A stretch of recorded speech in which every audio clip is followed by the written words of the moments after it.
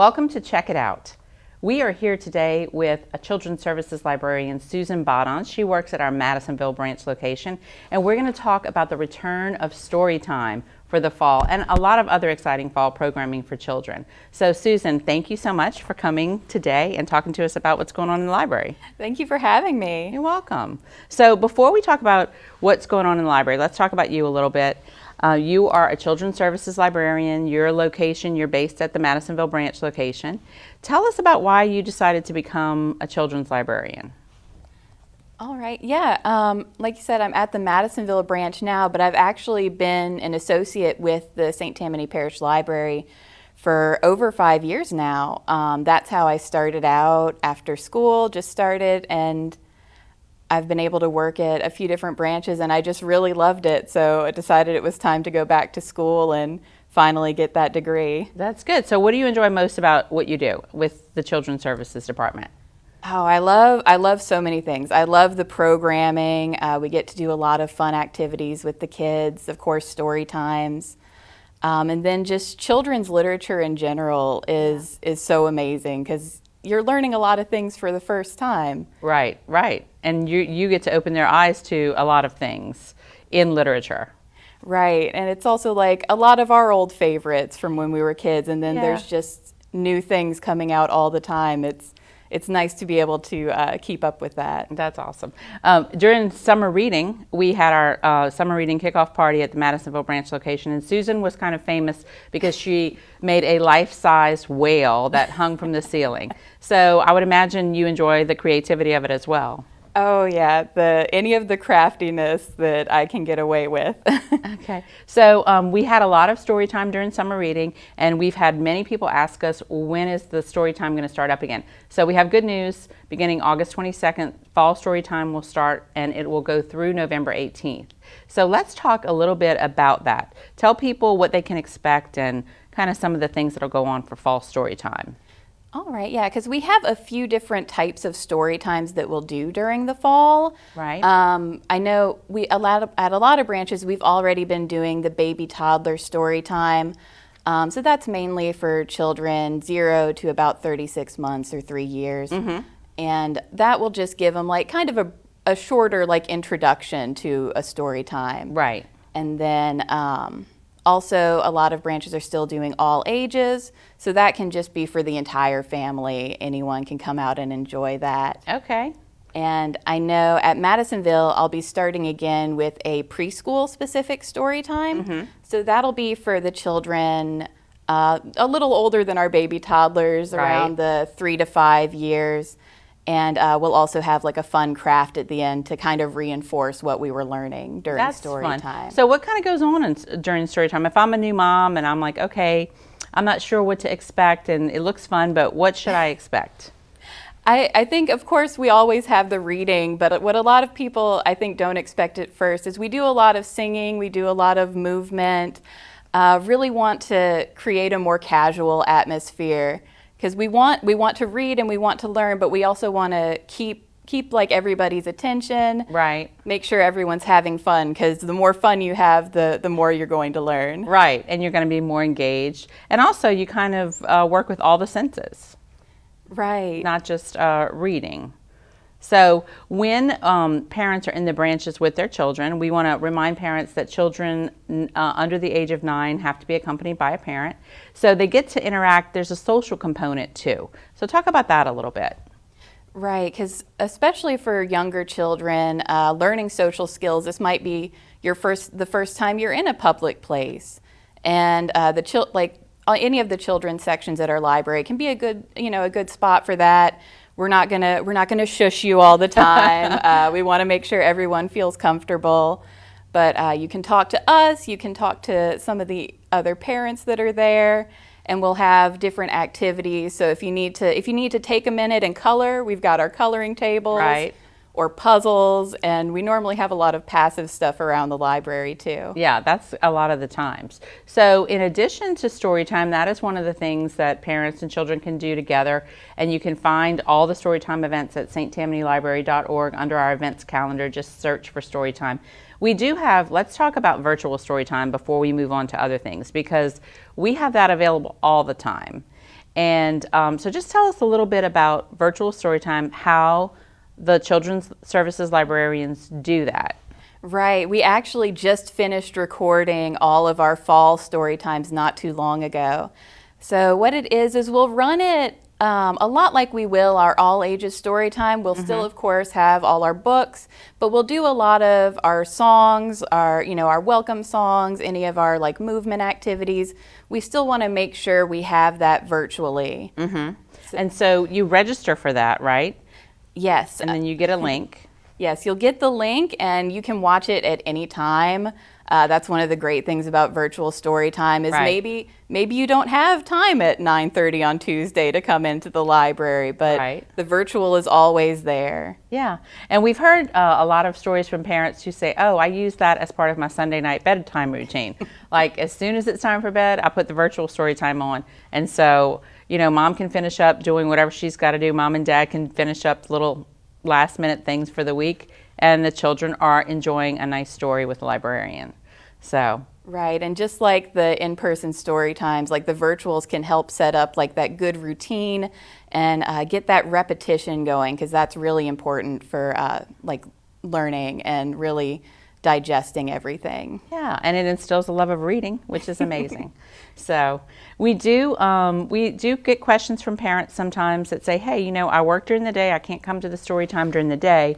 We do have some programs that we call drop-in programs that are either after hours, and beginning in September, we're going to start having some of those on Saturday. Can you kind of elaborate on those a little bit?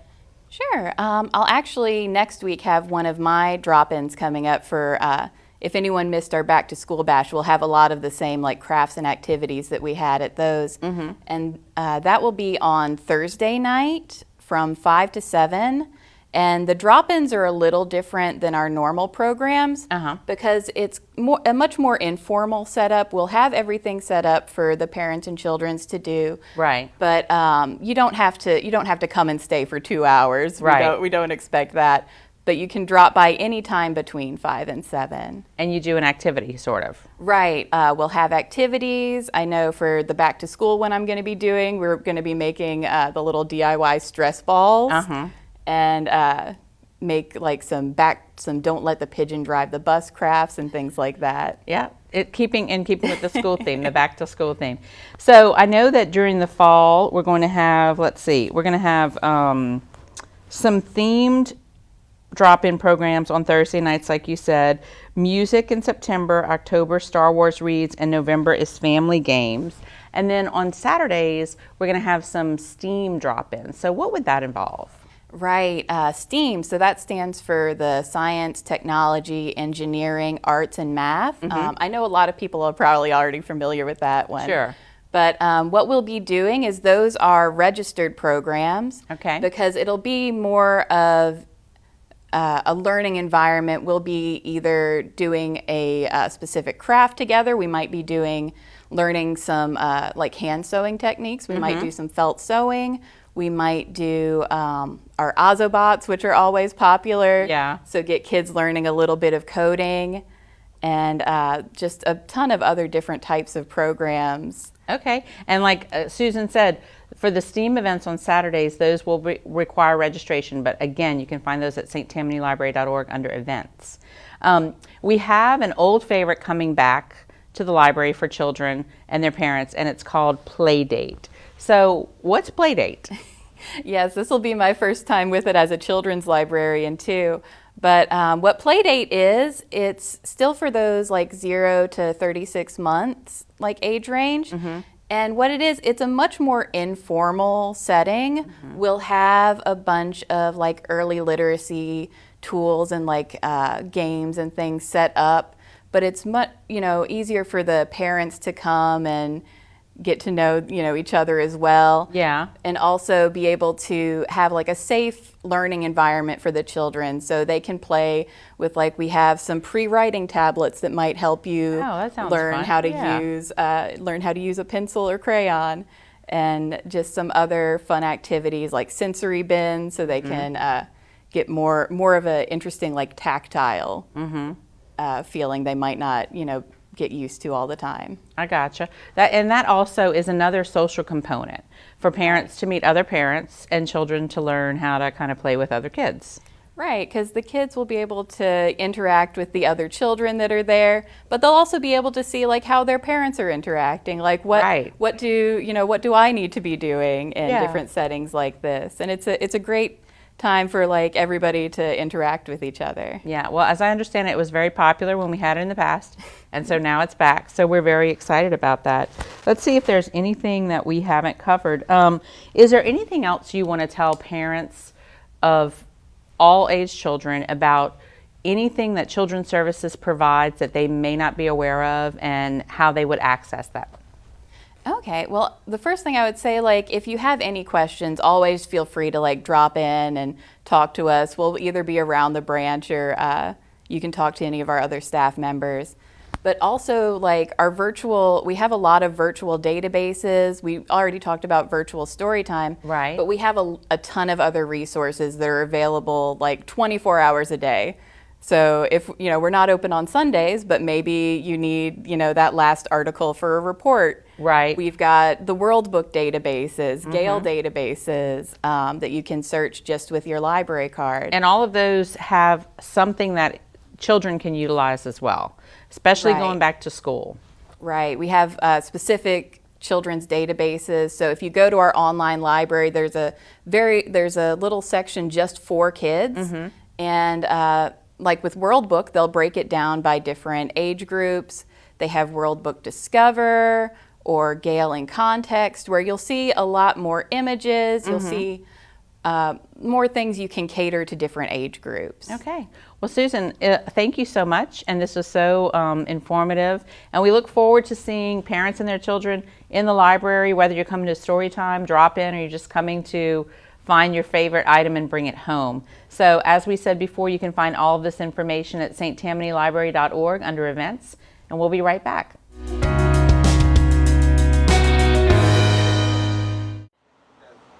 We have world-class amenities with a small town vibe.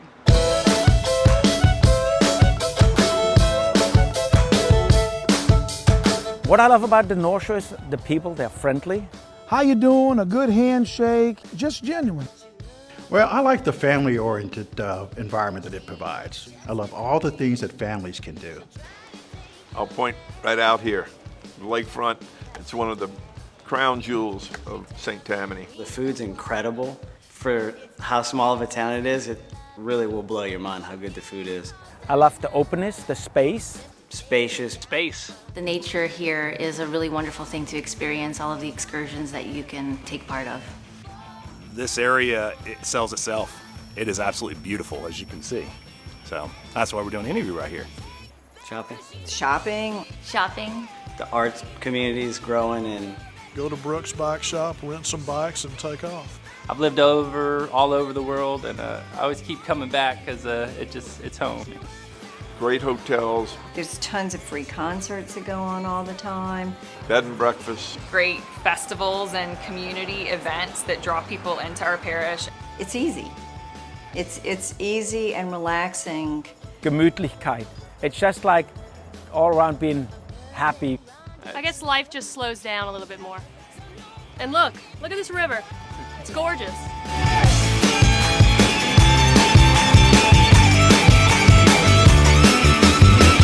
We love our Louisiana North Shore. We love our Louisiana North Shore. We love our Louisiana North Shore. We love Our Louisiana North Shore.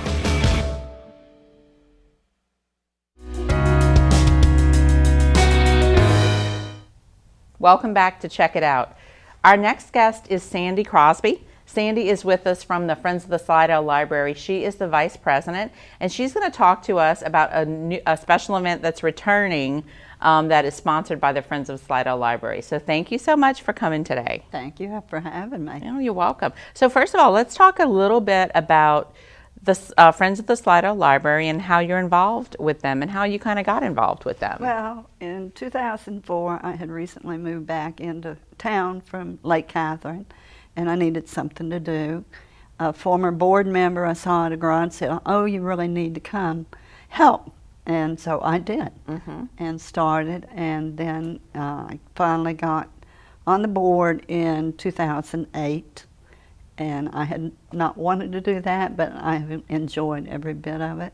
Good. And it just gives me something to do. As you get older, you need to have things to do. So, And tell us a little bit about what the Friends actually does, because people who may not be familiar with the Friends organization or the support organizations of the library may not know the key factors and the role that they play. The Friends started in 1976 at the library, the original library in Old Town. The ladies took books that were donated, and it was too much for that little tiny building, and they would put them out on tarps on the ground. And that's how they had started the book sales. Okay, yeah. And the primary thing is that we have our large book sales and other things going on to raise money for 4 branches of the library system, which is Slidell on Robert Road, South Slidell, Pearl River, and Lacombe. This is for things that they would like to have or need that are not in the budget. Gotcha. 2 of our most recent things have been funding the new circulation desk for Lacombe and the garden area, trees and benches for Pearl River, where they redid the garden area. But in all the 4 libraries, you can go around and you can see donated or funded by the Friends of the Library. Yeah. Like drop boxes, you know, return boxes, media boxes, art, just all kinds of things. Yeah, well, that's great. And people can get involved. We'll talk a little bit about how they'll get involved when we wrap up. But you guys have a great event that's coming back. It is the Fall Concert Series. So we haven't had that since 2019. Right. So we're all excited and anticipating. So tell us a little bit about that and the kickoff and the dates and things like that. We started the series in 2015, and at that time, South Slidell wasn't back in business yet, so it was the 3. At Lacombe and Pearl River, we have outside concerts, which people just really flock to because it is outside. And now I lost my train. And then you have Slidell. Slidell. And South Slidell. And South Slidell. Those are both indoors, so we have to have smaller groups for that. But outside, we can have somebody that really raises the roof, you know? Yeah, exactly. So when's the first concert? The first concert is September the 7th in Pearl River. It's going to be Bruce Degerpont. He's a favorite. And if we have rain, we always have a rain date. Right. Is the following week, the 14th. On September the 21st, we have a Fat City Swing Band at Lacombe. That's fun. Which I have never seen them, but I've heard they're really good. Good. So, and for those 2, you need to bring a blanket or a chair. Right. Because we don't have any seating out there.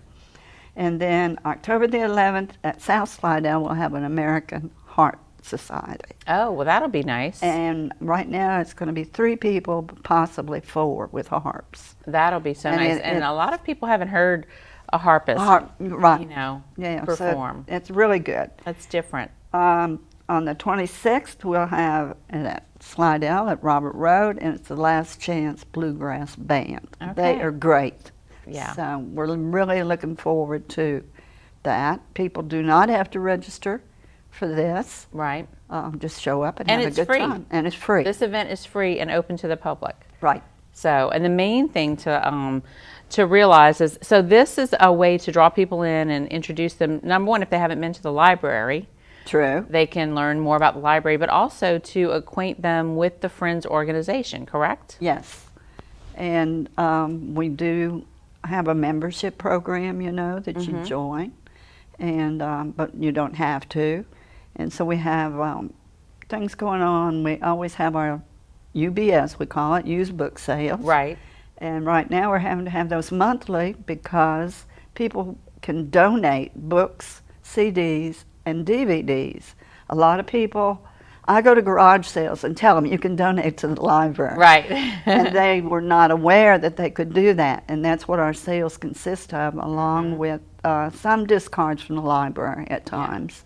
But of course, that's where we get our money to fund these things. Right, and I think some people think that if they donate to the library, it may end up on the library shelves, but library books have a specific spine that keeps them together longer, and it makes them more durable for public use. So when the donations do come in, the Friends of the Library get those donations, and they in turn sell them, clean them up, weed out the ones that are good. Right. So you have your used book sales, but you also have what's called a second Saturday. A second book Saturday sale, which is a different theme every month, and that's like a cart or sometimes 2 carts of books, and those prices would be $1, $2, and $3, a little bit more than the used book sale. Yeah. But they are more the prime books. Right. Things that, especially the children's, which we have twice a year, June for summer reading program and December for Christmas presents. Yeah. And these are the ones like, maybe they look like they have never been opened.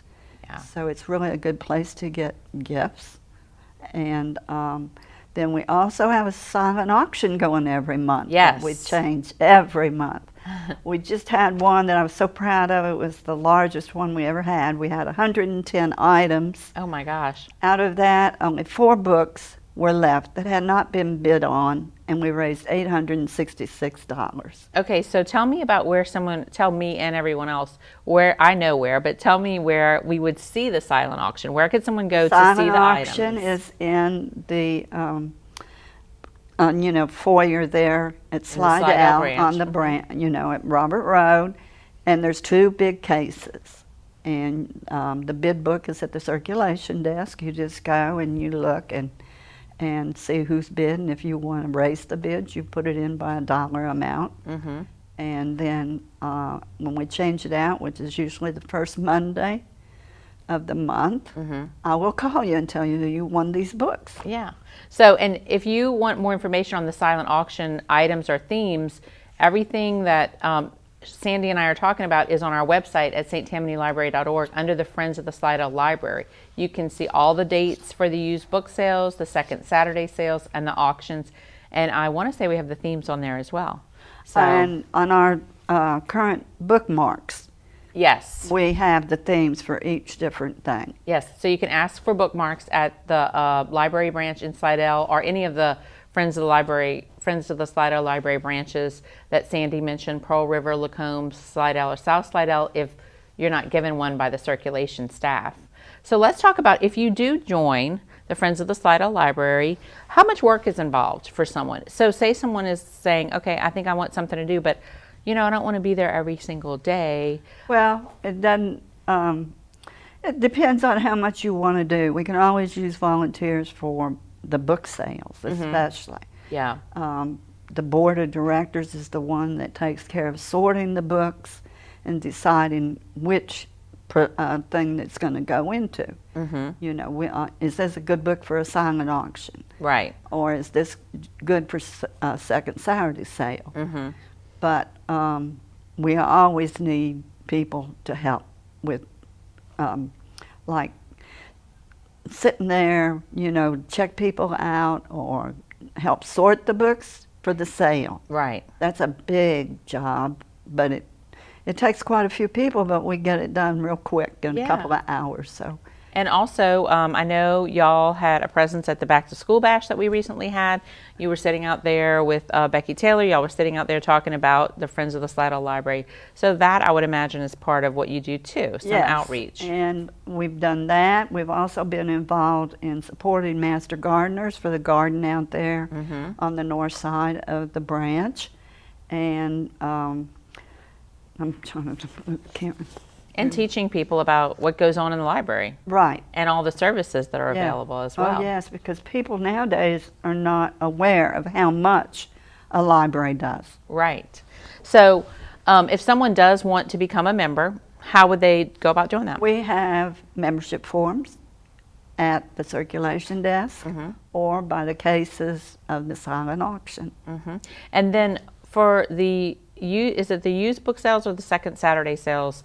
I want you to clarify for me. Isn't there a Friday night version just for members only, but you Yeah. can join when you walk in, You can right? join when you walk in. So is yes. it both of those sales or just the used book No, sale? just the used book sale. Okay, so that's a 2-day sale, but the Friday part is for members only, and then the Saturday part is for anyone. But you can walk into the Friday sale if you're not a member and become a member on the spot.